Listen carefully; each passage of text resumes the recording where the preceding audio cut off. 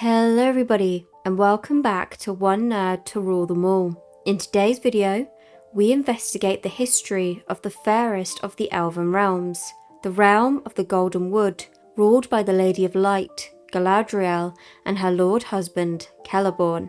Of course we are talking about Lothlórien, so let's not wait any longer, let's dive into the video. Lothlórien, the fairest of all Elven realms, the final echo of Elven greatness in the world that has not succumbed to shadow. But where did this mystical sanctuary come from? Who ruled it? And what protected it from Sauron's grasp? First, let's look at the origins and the etymology of what Lothlórien means. The name Lothlórien is Sindarin, the common tongue of the elves of Beleriand, meaning dream flower. The name Lothlórien, more fully, is called Lothlórien nan Galadrim, meaning Lórien of the tree people, but the elves themselves called it Lorelland in older times, meaning Valley of Gold, not for the treasure of kings, but for the golden leaves of the malorn trees. A quote from the Unfinished Tales, The History of Galadriel and Celeborn reads, "Originally it had no malorn trees. These were brought there by Galadriel from a seedling gift of Gil-galad.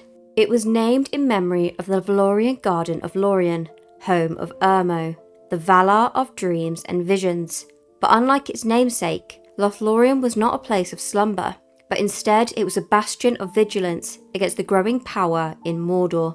Let's look at the first elves and the Sylvan influence over Lothlórien. Lothlórien was first settled by Sylvan elves, also known as the Nandor, a branch of the Teleri who abandoned the journey to Valinor and settled east of the Misty Mountains. For centuries they lived simple, rustic lives, but this would change with the arrival of Sindar elves from Beleriand after the fall of Morgoth. The coming of Galadriel and Celeborn. Galadriel, one of the most powerful elves in Middle-earth and daughter of Finarfin, came east after the destruction of Beleriand in the First Age. With her was Celeborn, her husband, a Sindarian lord of Doriath.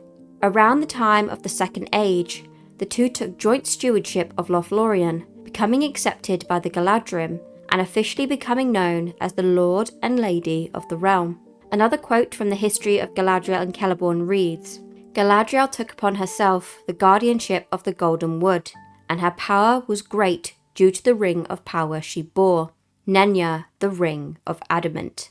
Now let's discuss how Lórien was protected. Lothlórien was shielded from evil by more than just geography. Galadriel wielded Nenya, one of the three elven rings, and with it she preserved the timeless beauty of the forest and hid it from the eye of Sauron. A quote from the Fellowship of the Ring reads, "No evil can enter Lothlórien while she, Galadriel, is there, and while her power is in full strength."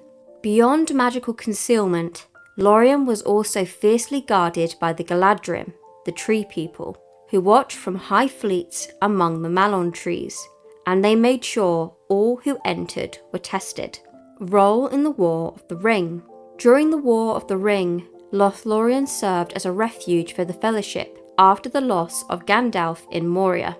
Galadriel tested their hearts and gave each member a parting gift, including the Vial of Galadriel, a light in dark places. Another quote from the Fellowship of the Ring reads, "May it be a light to you in dark places when all other lights go out."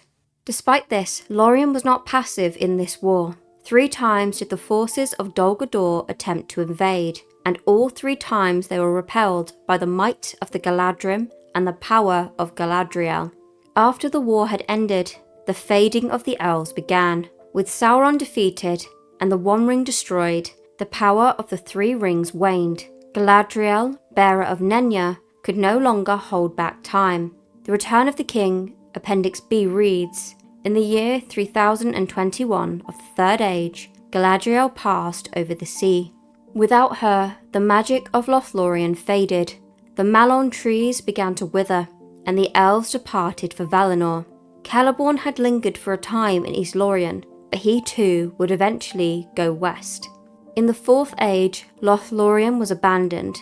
Nature reclaimed its glades, and its golden light became stuff of legend. Yet in the heart of many, such as Frodo, Sam, Gimli, Aragorn and Legolas, to name a few, the memory of Lothlórien lived on, as a fleeting glimpse of elvenkind's greatest beauty before the world of men. Lothlórien was not just a place, it was a vision of what Arda could have been, untouched by sorrow. In the end, like all fair things in Tolkien's legendarium, it too faded, but it was never truly lost. It lived on in story, in song, and in the hearts of those who remembered it. This brings us to the end of today's video. If you enjoyed this deep dive into Lothlórien, consider subscribing to the channel so you don't miss out on any future content like this. And please let me know which realm of Middle-earth you would like me to explore next time. Down in the description you will find 2 links. The first to my other half Rothmer's channel, so if you enjoy MMOs and action RPGs, then you might want to check that out. And if you enjoy all things Warhammer, then might I recommend looking at our joint channel called Nerdy Miniatures, where we build, paint, and will soon be battling our armies against each other, including our own 500-point armies of good and evil, mine being the army of Rohan, and Rothmer's being the army of Isengard. So if that interests you, please subscribe to that channel. Anyway, that'll be it from me today.